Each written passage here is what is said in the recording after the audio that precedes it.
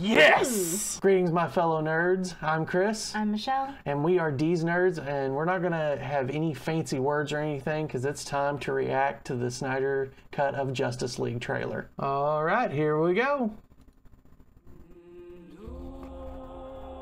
Okay, so obviously this is the ending of Batman v Superman. And so his scream, let's just kind of pause it here real quick. Because, I mean, you see like the sound waves emanating out of that.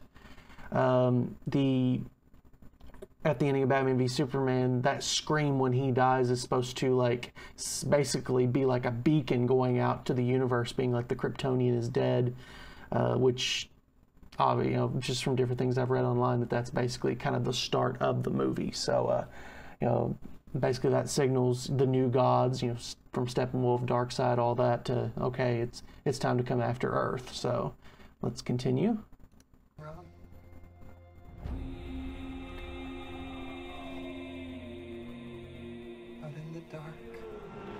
And this is Lex Luthor at the very end of the movie, you know, basically saying like the bell's been rung, that same dialogue from the end of Batman v Superman. The god is dead. Themyscira? It looks like something's getting destroyed in Themyscira. That's not good. Yeah. I had a dream. Oh. Nightmare sequence. Okay, so here's the nightmare sequence. Now I know, Michelle, with you, you were not a big fan of that sequence because that was really confusing to you. I had to like really explain to you what was going on. So kind of what are your thoughts about, like, what are you hoping to see out of maybe this movie explaining that a bit more? I guess I just hope to see more of it because I felt like what was thrown in there without a lot of context just didn't make sense to me. Yeah. Because I'm not one to do a whole lot of extra reading when I watch something. I just go in and I watch it, and he's one that does all the extra reading. So if I don't understand it just watching it, then I feel frustrated. So I'm hoping that this fills in some legs for me. Yeah, I'm hoping so too. And I want to see more of this world. I mean, it seems like a very interesting world. Like, what happens if, you know, Superman succumbs to the anti-life equation and, you know, basically is, you know, Darkseid's pet. I mean, I want to see more of that world because it's an interesting kind of, you know, what if kind of situation. In this case, you know, if things continue down the path, that's exactly what's going to happen. So, all right, let's keep going here. Almost like a premonition. Okay, there's Wonder Woman. Okay, so there clearly we're seeing. Okay, there's Darkseid and Steppenwolf. And there he is. Okay, we've seen this stuff in the Josstice League before, where, you know, he goes to Themyscira, and, you know, the Amazons fight him. First of all, I really do like the redesign. It's very clear that they didn't have enough time in 2017 to really do that right. And so I'm really excited to kind of, I like the new look of it. What are your thoughts kind of comparing those two? I'll reserve my judgment until I actually get to see it in the movie because it flashes through so quickly here that I feel like I don't get a good look at it. But it does look better, I think. He looked kind of like low-budget Thanos in 2017, so... Yeah, he did. And, I mean, you know, I saw somebody basically reference it to, like, PS3 level graphics, and...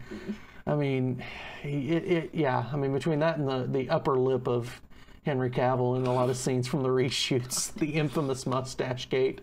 So I'm very interested to kind of see that redesign more in live action as well. But so far from what I've seen, I really do think it's an upgrade. Okay. Warriors.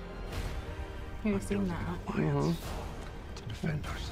Okay, now we're introducing all the members of the Josstice League. Your team's strong enough. If you can't bring down the charging bull, then don't wave the red cape at it. Okay, so that quote from Alfred there, you know, if you can't stop the charging bull, don't wave the red cape at it. I love that line. That's a cool line. It is. It's very cool. I mean, I think it really frames the whole context in on it, especially when you kind of go back to Batman v Superman, when Bruce was very much, you know, that whole big speech about it, you know, if there's a 1% chance that, you know, Superman can basically destroy the world, then we need to take it as an absolute certainty. Then I mean, it kind of refers back to that a little bit. Like, you're opening a can of worms, you better be prepared to close it if you need to. Okay. There's Lois Lane. More shots of Darkseid. Okay, now this is actually Iris West Allen. I remember that reading articles that like basically her part had been cut from the movie. I forget who the actress is on that, but we will actually get introduced to the DCEU's version of Iris West Allen, which I think is cool. Nothing against Candace Parker. I mean, she's great on Candace Patton, not Parker. My bad. Nothing against Candace Patton, but I mean, she's great on the Flash. But I'll be very interested to see this version. Find out what that Okay, there's after Superman. Okay, here we have Superman in the black suit. That's cool. Okay, let's just kind of stop right here because in that shot of Batman on top of the Dark Knight Returns inspired Batmobile, this huge tank. First of all, knowing that Zack Snyder is such a huge fan of the Dark Knight Returns, the fact that we're going to get that kind of homage to that is just really awesome, and I really love that take. I mean, it makes the Tumbler kind of look like a Hot Wheels kind of car. But I love the Tumbler. I did love the Tumbler. I mean, it's great, but I mean, the fact we're going to have this humongous thing, I mean, it's just getting bigger and bigger, and so, hey, it's a win for me. That's what she said. Of course she would say that. All right. Okay, more shots. Okay, now that scene back, now if I pause right here, that scene there, look, when the Flash is running, that almost looks to me like that's when he runs back in time. Again, I've kind of purposely tried to stay away from a lot of the updates and everything on this film because I want to be kind of surprised, especially since we really kind of have a basic skeleton from the 2017 film. So I don't want to, like, spoil myself too much, but that's what that looks like to me. So. Heroes will never come again.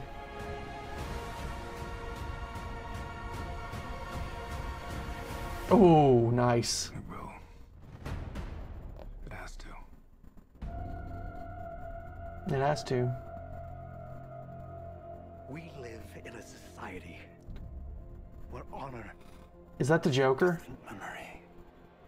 Isn't that right, Is that? Batman? Yes! Oh, yes! Okay, that looks awesome. That reveal at the end, like I knew that the Joker was coming back in that, and of course they'd released some images of that coming out, and he looks really creepy, and you can tell they kind of like were trying to move back a little bit more towards probably like Ledger's Joker or even Joaquin Phoenix's Joker. But I love that we're finally going to get to see Leto's Joker and Affleck's Batman on screen together because it seems kind of weird for them not to meet. Yeah, very cool. Well, I'm very excited about this film. I think whenever we both saw it, I think the 2017 theatrical version, we both liked it. What were your thoughts whenever you first saw that out there? It was good. There always, like, I feel like there were some leftover problems for me that sort of didn't get resolved from BVS, and so going into that, like, I did enjoy it, and I love the characters and stuff. It just felt like, I don't know, it just felt like it was missing pieces. It felt like there was stuff that should have been there that wasn't, and things that needed to be explained that weren't, and so hopefully within 4 hours of a recut movie, we'll find those things out. Yeah, exactly. I mean, that was, I think, I've mentioned that in other things. Like, I'm not someone that just outright hated the 2017 theatrical version of Justice League. I liked it, and I actually liked it a lot in certain places. I actually thought that, kind of bringing us a more hopeful, kind of bright Superman kind of was a good move. There were some things, though, that I think it just felt like a hollowed out version of that story. And it felt like you're exactly right. They were just missing huge pieces, and we wanted to see more. And so the fact that we're going to get a 4-hour movie on this, it's just proof of that we were just kind of denied. And the fact that you tell the first Justice League story and you only tell it in 2 hours, that was the big crime. Because I mean, even like the first Avengers movie was longer than 2 hours. So I mean, it was just and all the stuff and the kind of behind the scenes that went on there is just kind of a shame that it happened. But I think it just goes to show, if you're going to trust a director with a vision, you don't change midstream. You at least let him finish out and then go from there, because it was clear. I mean, it was almost jarring in certain aspects. You have the Batman from Batman versus Superman, and he's like all jokey and stuff in the 2017 version. and it's like it's not even the same character. I mean, I'm really excited. I can't wait to see this. It's gonna be epic, to say the least. Bring on March 18th. Let's do this. So, all right, well, guys, we hope you enjoyed this reaction and kind of discussion video. And, if you like this video, please give it a thumbs up. If you like what we're doing here at D's Nerds, we actually just crossed the 200 subscriber mark. I mean, that is such a huge, huge milestone for us. So thank you guys so much. We appreciate it. But if you like what we're doing here, please subscribe to our channel and ring the bell icon so you know whenever we have new videos coming out. Also, we're on Twitter, Instagram, and Facebook. So if you're missing us in between videos, you can check us out there. We're posting stuff pretty much daily. I might miss a day here and there, but pretty much daily. And we also have merch. So we'll have our Teespring account link set up in the description. So if you want to go on there and peruse our offerings, please feel free to do so. So guys, hey, we appreciate everything. Until next time, I'm Chris. I'm Michelle. We are D's Nerds. You guys have a great, safe rest of the day. Bye. Bye.